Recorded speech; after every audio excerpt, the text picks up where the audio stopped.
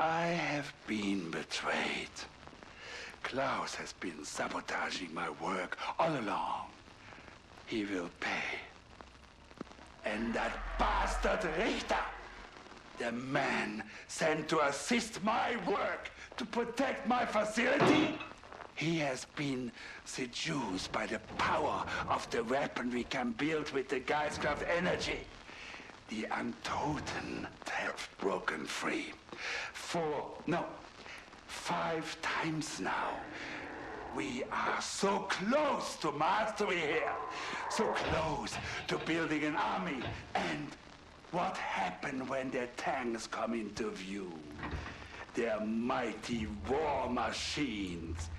I am building more than just rank and file soldiers. I am building something that will tear through the mightiest steel and knock their fortresses into dust.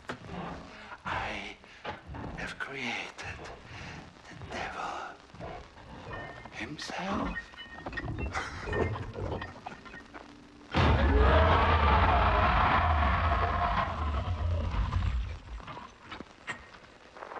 When you're playing World War II Zombies and you open up a video file, you're going to see this symbol at the beginning and end of every clip.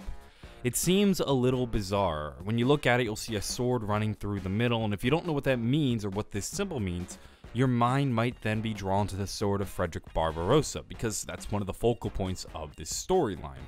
Then you'll look at the script that's running along the outside, and it looks ancient. It looks like maybe some kind of like ancient Greek or something like that, but then you might actually realize it's just basic Latin script. All it says is Deutsches Ahnenerbe. And this is a weird symbol if you don't know what it means. Now you'll actually get a clue of what this symbol means from one of the early audio files by Klaus. It was I who sent a message to the Nazis. My contact at the university put me in touch with Richard Darrer. From there, it was only a matter of days before the Ahnenerbe rolled in with a full battalion of troops. I took Dr. Straub down to the chapel myself, showed him the hilt to the Barbarossa sword. It was like touching a flame to gunpowder.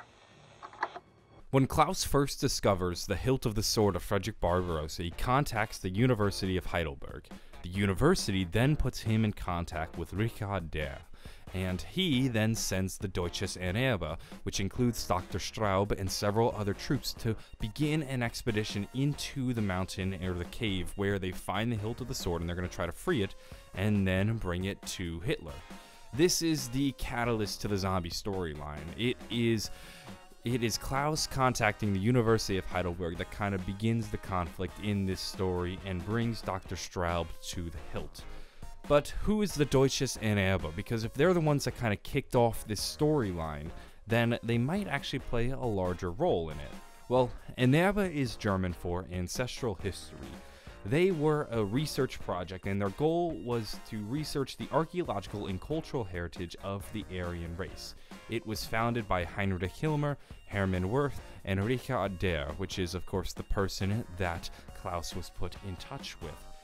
They wanted to prove that the Nordic people once ruled over the world, and then eventually this kind of devolved into Heinrich Himmler's pseudoscience. And their goal was to find artifacts that would prove their theory that the Aryan race was this superior group of people that were destined to rule the world. And they believed that most great societies once actually were Aryan, and unfortunately they fell from greatness because they started mixing with other races. This kind of falls into the Nazi pseudoscience and very racist beliefs. Now, of course, at the time, this is what they believed, and this is what they were trying to prove through archaeology. This is the point of the Ahnenerbe, and this is why they're leading these expeditions to find things like the hilt of the sword of Frederick Barbarossa. It's all in an effort to create more German nationalism to feed the Nazi war machine. That is a very surface level understanding of the Ahnenerbe. It's brief, it's a crash course, and if I'm being honest, that's all you really need to know about them to understand their role in this storyline. If you'd like, you can continue to do more research into them, and maybe some of their real life expeditions could go on to influence future Zombies maps. For now though, I believe that's all you really need to understand to get their role in this story. Why do I talk about them and why do I bring them up? It's because I believe they're a reminder that we need to think bigger when we think about the World War II zombie storyline.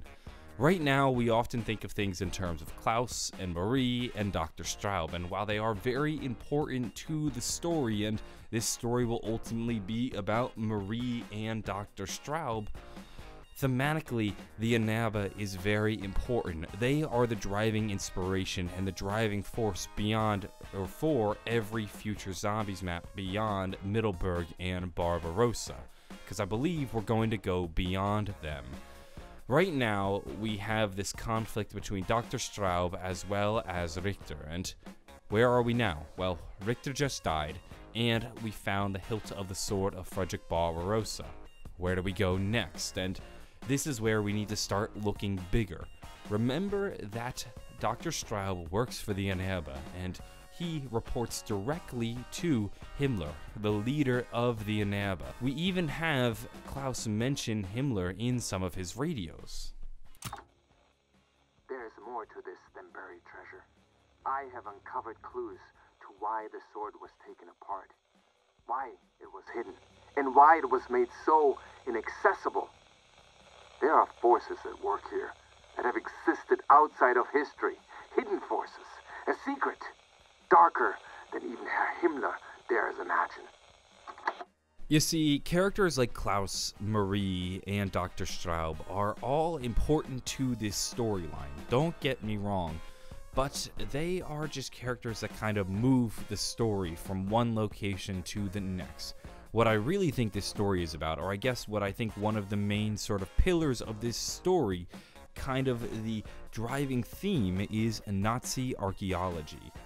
Let's consider a map right now. So we've been to Middleburg, and this is where we found the hilt of the sword of Frederick Barbarossa. Now, of course, Middleburg isn't a real place, but we assume it's in Bavaria. Now we're going somewhere in the North Sea. We suspect it to be Helgoland. As I've talked about in my previous video, this is a significant location to both King Helgo and King Rolf of the Danes. And we also have hints that we're going to Egypt, and we have been given hints about King Ramses II. One of the things that the Deutsches Ahnenerbe and the Nazis believe is that many great societies and civilizations were at one point Aryan, and over time they lost their Aryan status. The Egyptians are no exception to this, and they fall into this category of the Nazis' belief that the Egyptians were once Aryan people. So it would only make sense that we would then want to find Aryan, or I guess you could say Germanic relics in that area. And this would then lead the Deutsches Ahnenerbe to go search over there.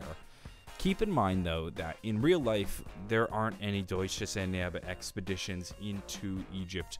This is, I think, something that Sledgehammer will take history, bend and twist, and run into a different direction. It wouldn't surprise me, though, if this whole storyline is about the Deutsches Ahnenerbe going from location to location, finding different artifacts, and Dr. Straub is basically just a personification of the Deutsches Ahnenerbe and the Nazis' drive and desire to find these relics to fuel their war machine, to fuel their nationalism, and to try to help them create and win the war.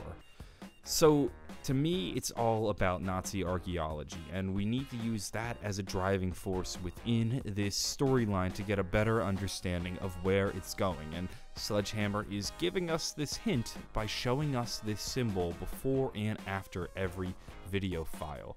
It wouldn't even surprise me if Himmler starts to become a character within this storyline too, where maybe Dr. Straub, his ambitions grow far greater than, say, Himmler's, and tries to overthrow him as kind of the leader of the Deutsches Ahnenerbe, or who knows. You could take this in a number of directions, but you have to think bigger with this storyline, because we found the hilt. All we need to do is find the blade. Once we find the blade, we have a complete sword. But we already know we're going to places that are unrelated to the hilt. Helgoland doesn't really have anything to do with Barbarossa. Neither does Egypt, so we have to be continuing to find more relics, and this is where the Ahnenerbe comes in. That's going to wrap things up for this video. I just kind of wanted to talk about this and establish their role in the zombie storyline, because I think it's one that's overlooked, and I think people are thinking a little small with this storyline. I'm going to go, though. I hope you all have a wonderful day, and bye.